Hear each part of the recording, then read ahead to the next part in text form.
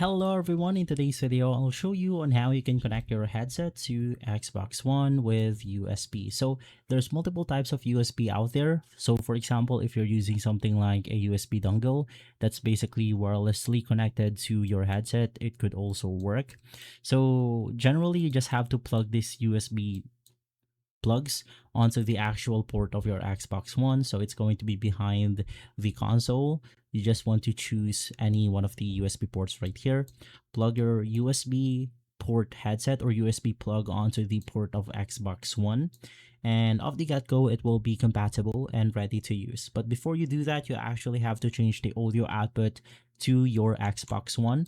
So it's going to be inside the general volume and audio output, and from here you have your speaker audio. Just make sure that you have selected the right audio.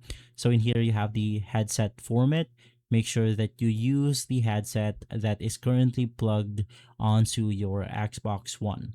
If this video has been helpful, leave a like, subscribe, and follow us for more videos like this. Thanks for watching.